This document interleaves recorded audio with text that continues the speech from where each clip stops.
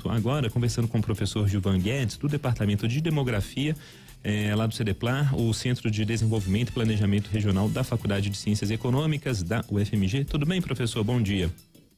Bom dia. Professor, quando o IBGE divulgou esses dados, a princípio causou uma certa surpresa essa redução na população aqui de Belo Horizonte, depois o próprio IBGE falou, né, que se observava isso já como uma certa tendência mesmo, mas gostaria de ouvi-lo, se surpreendeu o senhor esses números, falando primeiro aqui de Belo Horizonte, e se sim, por quê, se não, por quê também. Perfeito. Bom dia a todos os ouvintes. Nós demógrafos já estávamos esperando esse tipo de trajetória porque os censos anteriores já sinalizavam uma mudança no comportamento do crescimento de Belo Horizonte.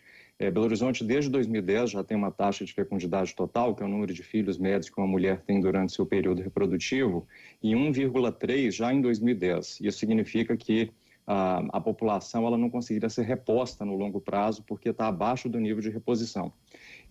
A região metropolitana como um todo, ela cresce no seu entorno por duas razões, né? Que essa é a surpresa, né, de que a região metropolitana cresceu enquanto Belo Horizonte, que é o centro da região metropolitana, ela diminuiu de tamanho.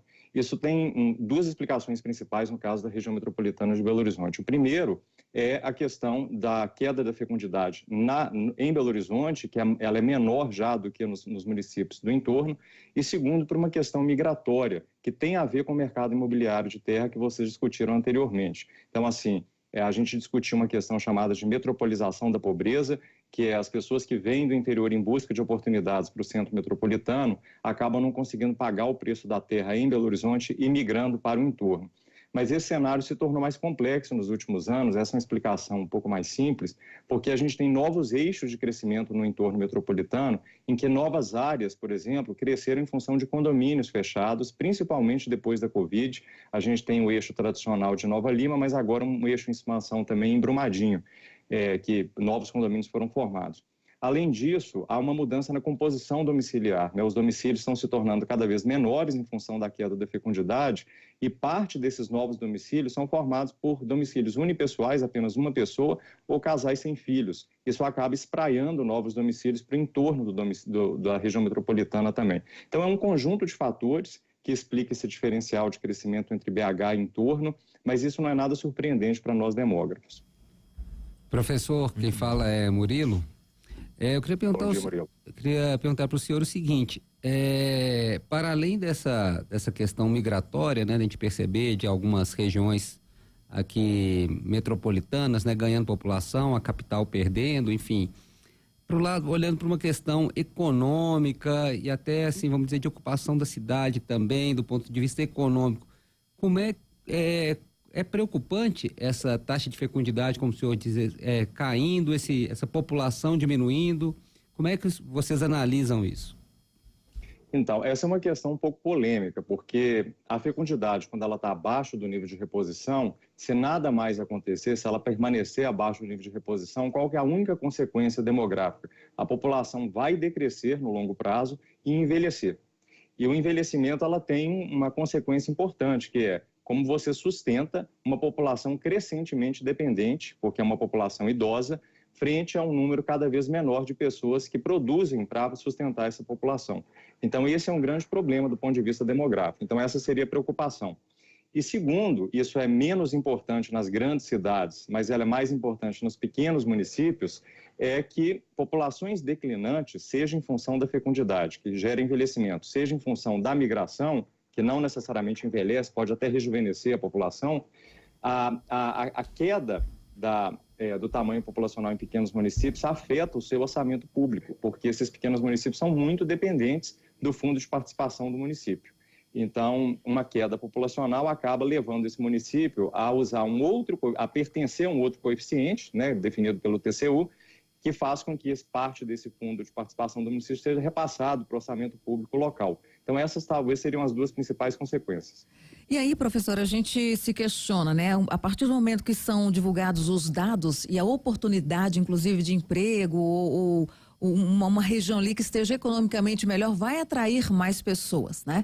Isso também reflete lá na frente, porque há uma grande demanda, pode haver aí uma saturação também, e a coisa reverter ou não? Migração é um componente mais difícil da gente prever no longo prazo, porque a migração é muito sensível à questão econômica, como você mesmo chamou bem a atenção. No curto prazo, a migração pode ser uma solução, né? Porque se uma população, por exemplo, ela está envelhecendo, tem uma discussão clássica na literatura de demografia sobre isso, a migração ela pode ajudar a compensar essa perda populacional nativa, vamos dizer assim, e que o migrante, em geral, em média, ele é mais jovem, porque ele migra por motivo de trabalho, ele poderia segurar o envelhecimento populacional e ser benéfico para a população.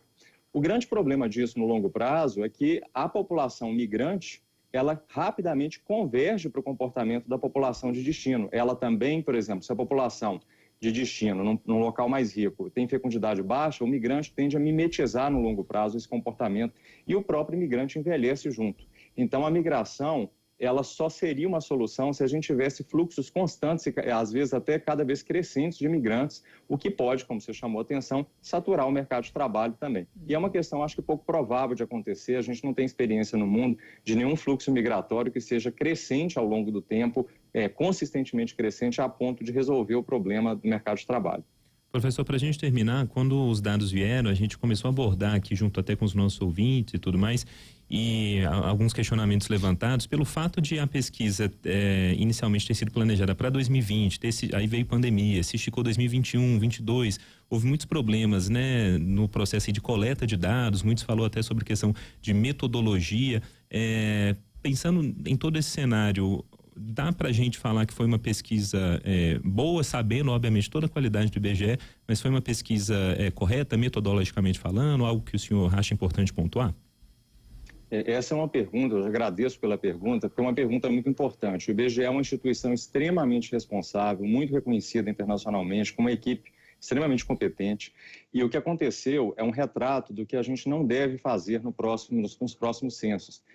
O fato da projeção ela ter sinalizado um tamanho de população diferente do que foi recenseado tem a ver também com esse espaçamento entre os censos, né? 12 anos entre os dois censos, sem uma pesquisa intermediária de enumeração. A pesquisa intermediária, que é uma contagem rápida da população, sem perguntar muita coisa, que ela acontece em geral no meio do período intercensitário, né?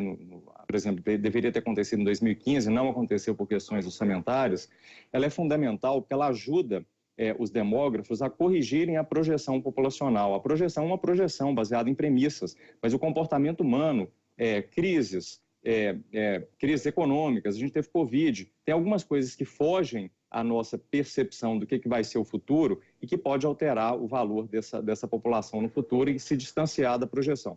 Então, esse foi um fator importante. Mas o IBGE, em 2022, ele fez o que eu acho que é um milagre, porque no meio de uma tensão política, né, que afetou muito, as pessoas confundiram censo com questão política, censo é uma questão obrigatória para todos nós brasileiros, para todos nós residentes no Brasil, sejamos brasileiros ou não.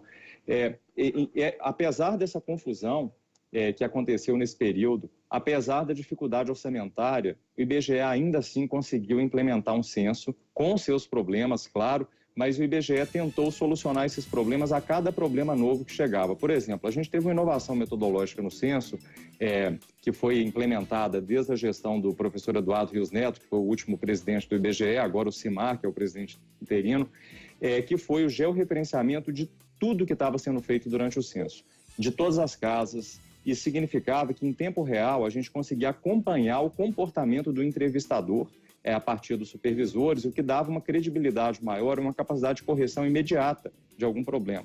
Então, assim, dado a tecnicidade do IBGE, né, da metodologia implementada, a seriedade do próprio corpo técnico do IBGE, e eu não sei se vocês sabem, o IBGE também contou com um comitê consultivo de pessoas referência na área de demografia e estatística para gerenciar e analisar os resultados preliminares do censo. Como crescentemente todos esses indicadores têm sinalizado uma alta qualidade do censo, como foi sempre, o IBGE é uma referência internacional, eu acredito que esse valor, né, taxado pelo IBGE de 203 milhões de habitantes e alguma coisa, ele pode ser plenamente confiável. É claro que nós vamos fazer pesquisas adicionais, comparando registros administrativos, por exemplo, de óbitos e nascimentos, com com os valores observados pelo IBGE para gerar validações extra, com alguns modelos demográficos, inclusive, mas certamente o que a gente tem de melhor retrato da população brasileira hoje é o dado pelo censo demográfico. Muito bom, excelente pontuação do professor. A gente conversou com o professor Gilvan Guedes, do CEDEPLAR, professor de Demografia do CEDEPLAR, que é o Centro de Desenvolvimento e Planejamento Regional da Faculdade de Ciências Econômicas da Federal da UFMG. Professor, muito obrigado, viu, pela conversa aqui, muito esclarecedora. Um bom fim de semana. Eu que agradeço, um bom dia a todos vocês. Valeu, bom dia. Algo aí, Murilo?